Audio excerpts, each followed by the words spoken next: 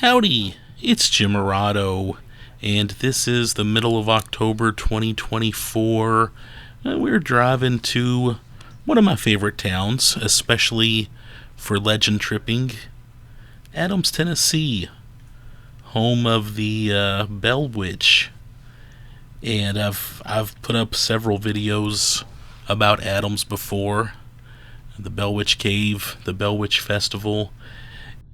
And this is going to be another one about the Bell Witch Festival. I put up a little video about the Bell Witch Festival last year, 2023. This is the Bell Witch Festival 2024. We left early, and we got to Adams early. We got to the big main community schoolhouse building right there. This was probably around 10:30. I know we got here last year. We had great lunch at Moss's, went into the schoolhouse, enjoyed the museum. Then we did the Bell Witch Cave. We pretty much spent a whole day in Adams. We did not do that on this day. Moss's restaurant was closed. I was very disappointed about that. It's still a great restaurant. I look forward to going back there again soon. But they were closed. The schoolhouse and the museum were also closed. And then the Bell Witch Festival, which sort of started early last year, was obviously not open at all. A little disappointed. I think they're missing an opportunity here. It looks like now they're doing a thing where the festival starts at 6. Gates open at 6. Festival starts at 6. So no problem. We ended up going to Clarksville. We had a really fun time in Clarksville. It's money we spent in Clarksville, though, that we could have spent in Adams. I think a lot of people that come to the Bell Witch Festival are locals, or approximately locals. But there are people like myself that come from out of town and have money to spend, and we were just disappointed. Last year, they had almost like a little vendor area in the gym, and that was open well before the actual festival, and that was great. I know last year I bought a couple of books signed by the authors. I met the authors there. Some other stuff there too, which was great. But this year they just did not have that. But that's okay. We did get to the festival around 5:30, and it had a very nice community vibe going on. People kind of sat in their cars or talked, got in line to go in, and then we went into the festival at 6 o'clock. I'd say the play started around 7:30. And of course they had this area. The gym was actually set up with the Community Spirit, the group that puts on the play. They had merchandise. They had shirts. I love that shirt. I bought that shirt. Also bought a mug, and I bought a shirt for a friend, and I bought some stickers. But they had some cool merchandise here, and also some kind of poster boards up about the play, and also about the Tobacco Wars, because they had done another play about the Tobacco Wars. Each year for the Bell Witch Fall Festival, they open it up one weekend with storytellers, and then for the next couple of weeks they do Smoke, which is a musical about the Tobacco Wars, and then they do Spirit, which is a play about the Bell Witch. I was really hoping to get down and see Smoke this year. We'd already bought a cruise, though, so we were on a cruise, and I couldn't make it, but I definitely wanted to get back and see the Bell Witch play. Very cool vibe, very cool atmosphere going on here for the festival. They've got the fires going, they've got those lights up. If somebody said, let's go to the Bell Witch Festival, this is the kind of atmosphere you want. It's the kind of atmosphere they had. They were playing like the Hocus Pocus soundtrack. Just a very, very pleasant place. A couple of vendors from previous years that we saw here again. By the way, that's going into the gym where they had their little gift shop. And as you can tell, the sun is going down. It's getting darker. This lady, I forgot her name. I picked up her card, though. There was one lady, that was the barbecue truck. The other one, the red one, that lady sold the best apple cider ever. And she had some of the best cookies ever. And I think she does catering. in this area, if I'm not mistaken, but she had some great stuff. The barbecue truck had, we got barbecue sandwiches and some sides and drinks. It was like $16 for me and my wife to eat, which was very good. They weren't gouging on prices. Also got some popcorn.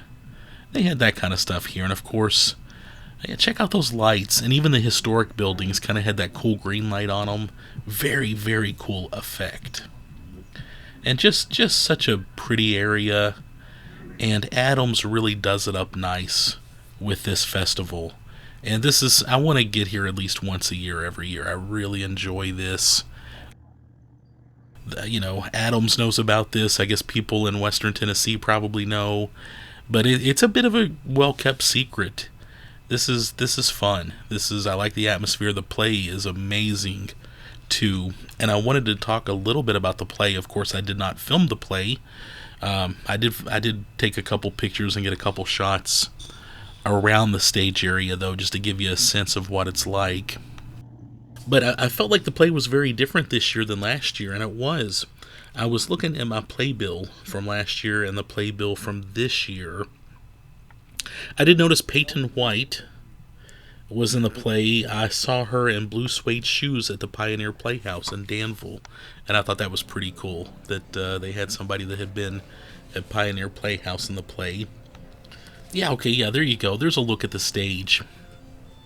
Of course, you've got this awning, nice seating area. They also sold tickets on the grass, which, you know, I guess if you were local and you wanted to buy those last minute, if the weather looked good, you could. I was glad to have a nice seat here under this awning for the play. They had they had one intermission, so you could go back out and buy some more apple cider. Oh. There were only, I think, 2 or 3 actors that were here from the year before. One of the little boys played his same character again.